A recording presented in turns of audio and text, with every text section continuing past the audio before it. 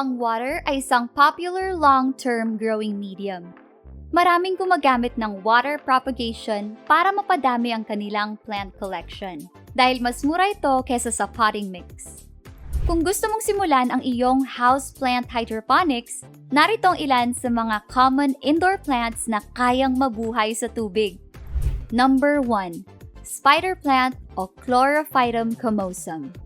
Ang spider plant o Chlorophytum comosum ay isang classic houseplant na pwedeng i-propagate sa tubig. Ang halamang ito ay madaling alagaan at hindi kailangan ng sobrang liwanag para mabuhay. Mabilis rin itong maka-adapt at lumago sa tubig.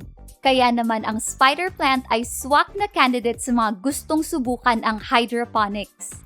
Mayroon itong green at white ribbon-like foliage na siguradong magbibigay ganda sa loob ng iyong tahanan. Maliban sa kapansin-pansin nitong foliage, ang spider plant ay beginner-friendly na nagtataglay ng air-purifying properties. Nagproproduce ito ng maraming offshoots na maaaring tanggalin at itanim upang mapadami ang air purifiers sa iyong tahanan o opisina. Ilagay lang ito sa lugar kung saan may bright, indirect light sa umaga. Ang halamang ito ay hindi lang versatile. Napaka-elegante rin itong dekorasyon sa iyong tabletop o bookshelf. Number 2. Lucky Bamboo o Dracena sanderiana. Kung naghahanap ka ng swerte at kaakit-akit na dekorasyon para sa iyong tahanan, subukan mong magtanim ng Lucky Bamboo, also known as Dracena sanderiana. Ang Lucky Bamboo ay isang popular houseplant na madalas pinapalago sa tubig. Sa katunayan, bihira lang ang nagbebenta nito na nakatanim sa lupa. Madalas itong binebenta sa plastic o vase na may tubig at pebbles. Kaya rin itong mabuhay sa simpleng florera sa loob ng maraming taon kahit walang fertilizer. Ang Lucky Bamboo ay ginagamit din sa feng shui practice dahil ito ay pinaniniwalaan na nagdadala ng balance at prosperity. Bukod sa dala nitong swerte, ang Lucky Bamboo ay magandang dekorasyon, kagaya ng bright evergreen bamboo stalks na may umuusbong na elegant foliage. Ang halamang ito ay low maintenance at kayang mabuhay sa tubig o lupa, swak sa mga baguhan sa hydroponics. Number 3. Chinese evergreen o Aglaonema. Kilala rin as Chinese evergreen. Ang Aglaonema ay flowering plants na native sa mga tropical at subtropical regions ng Asia at New Guinea. Isa ito sa mga paboritong houseplants ng mga naghahalaman dahil maraming varieties ang Aglaonema. Ang selective cultivation ng Chinese evergreen ay nagpo-produce ng iba't ibang mga kulay, pattern at shape ng dahon. Mahaba ang tangkay ng halamang ito na siguradong kasya sa mga bote o florera. Ang Chinese evergreen ay good option kung gusto mong subukan ang hydroponics. May dalawang paraan para mabuhay ang halamang ito sa tubig. Pwede kang gumamit ng fully mature plant o di kaya ay magsimula sa stem cutting. Bagamat mas mabagal lumago ang halamang ito sa tubig kaysa sa lupa, kayang mabuhay ng Chinese evergreen sa water-growing medium. Madali lang itong alagaan at low maintenance pa. Number 4. Pothos or Devil's Ivy o Epipremnum aureum. Another classic houseplant na paboritong alagaan ng mga plantito at plantita ay isang pothos or Devil's Ivy. Ang halamang ito ay nagproproduce ng maraming auxin, isang uri ng plant hormone na nagre-regulate sa paglago at pag-stimulate ng root growth. Ito ay vining plant na may hugis-pusong mga dahon.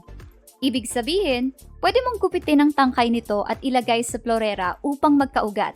Bagamat hindi mabilis lumago ang pothos, kaya nitong i-tolerate ang low light conditions at minimal watering. Bukod sa madali itong alagaan, kayang mabuhay ng pothos sa tubig.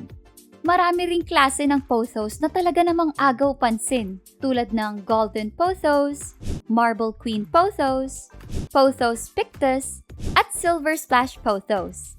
Higit sa lahat, may taglay itong air purifying qualities na may kakayahang tanggalin ang benzene at formaldehyde mula sa hangin.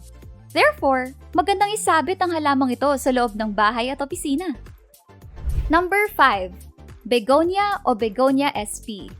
Madalas makikita sa mga hardin o patio, ang begonia ay summertime favorite plant na namumunga ng makukulay na bulaklak. Pero alam mo ba, Pwede ring paramihin ang halamang ito sa loob ng bahay. Kaya rin mabuhay ng begonia sa tubig. Ang halamang ito ay native sa tropics at subtropics ng Asia, Africa, Central at South America. Sa Pilipinas, may matatagpuan na 133 begonia species at ang 23 nito ay endemic sa Palawan. Iba-iba rin ang hugis ng mga dahon ng begonia, pati na rin ang mga kulay ng bulaklak nito. Kaya naman, ang halamang ito ay magandang palamuti para magkaroon ng kulay ang loob ng iyong tahanan. Madali lang ding palaguin ang begonia sa tubig. Kailangan mo lang pumutol ng tangkay o isang dahon mula sa parent plant at ilagay ito sa vase o container. Number 6. Arrowhead plant o Syngonium podophyllum. Ang arrowhead plant o Syngonium ay maganda rin alagaan sa loob ng bahay. Kung bago ka lang sa hydroponics, siguradong magugustuhan mo ang arrowhead plant dahil sa bright at arrow-shaped foliage nito. Good candidate ang halamang ito kung gusto mong mag-propagate sa tubig. Highly recommended din ang pink variety nito na kilala bilang Syngonium neon. Swak na dekorasyon para ma-achieve ang mala-tropical vibe interior. Moreover, ang arrowhead plant ay paborito ng mga newbies. Dahil bukod sa madali itong alagaan at lumago, low maintenance at adaptable ang halamang ito. Mabubuhay ito ng walang fertilizer at kayang i-tolerate ang low light conditions. Para maparami ang arrowhead plant sa tubig, mas mainam na magsimula sa cuttings na may 8 to 10 centimeters na haba. Mas maganda rin kung ipopwesto ito sa lugar na may bright indirect light para bumilis ang paglaki. Number 7. Coleus o Solenestemons scutellarioides. Sino ba naman ang hindi maaakit sa agaw-pansin na halamang ito? Kung naghahanap ka ng makulay na halaman, ang Coleus o Solenestemons scutellarioides ay hindi pahuhuli. Ang mga dahon nito ay tila malabulaklak na nagpapalit ng kulay. Meron itong nakamamangha at makulay na foliage, kung saan pinagsama ang color green, yellow, pink, red, at maroon.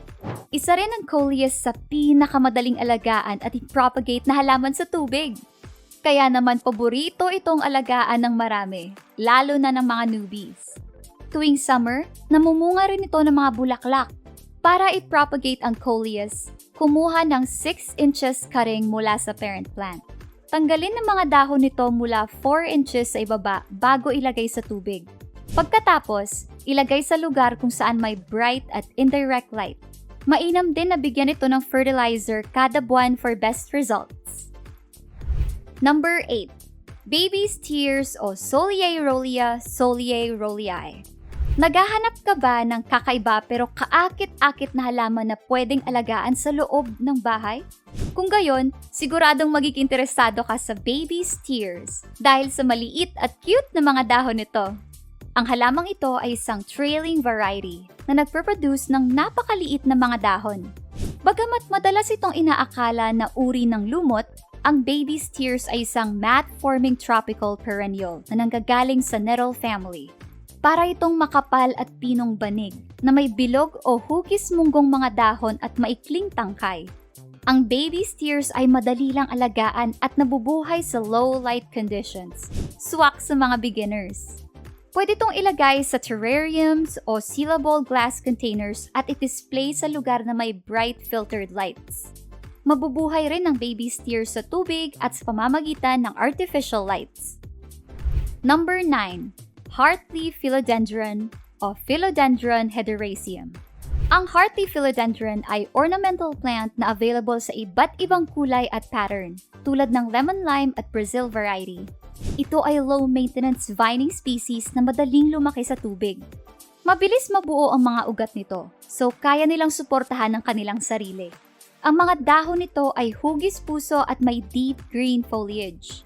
Perfect choice rin ang halamang ito para sa mga beginners dahil madali itong alagaan at nabubuhay sa moderate to bright light conditions. Tulad ng spider plant, ang heartleaf philodendron ay dapat ilagay sa lugar na may bright, indirect sunlight upang hindi ito ma-stress at tumubo ng mabilis ang mga ugat nito.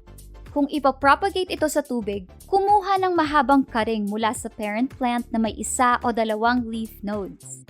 Pagkatapos, ilagay ito sa glass container na may tubig. Number 10. Geranium o Pelargonium sp. Ang geranium ay annual perennial plants na madalas tinatanim sa labas ng bahay. Pero alam mo ba, pwede rin itong lumago sa loob ng bahay gamit ng tubig. Bagamat ito ay classic garden plant, ang geranium ay paboritong alagaan ng mga naghahalaman. Dahil sa bunga nitong pink, purple, lavender, red, burgundy, at white flowers. Marami ring klase ang halamang ito tulad ng ivy, regal, at zonal geraniums. Dahil ginagamit itong traditional bedding, ang geranium ay mainam itanim sa mga lugar na mainit ang panahon. Mainam itanim ang karamihan sa annual geranium sa mga lugar na may full sunlight. Pero, kung ivy geraniums ang iyong itatanim, mas mabuhay ito sa lugar na may konting lilim.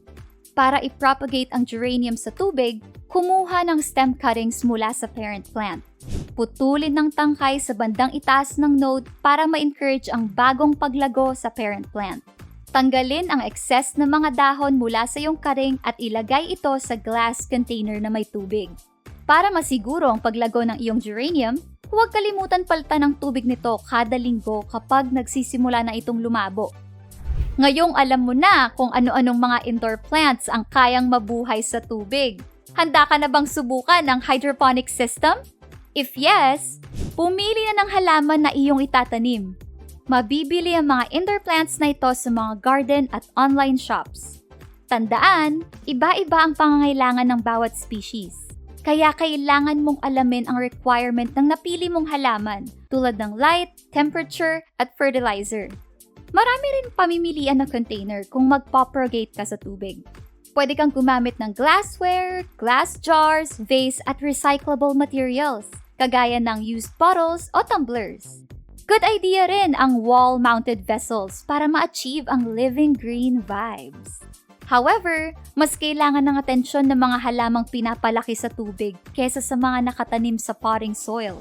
Kaya naman, dapat palitan ng tubig nito ng 1 beses sa 1 linggo para mapanatiling healthy ang ecosystem ng iyong mga halaman.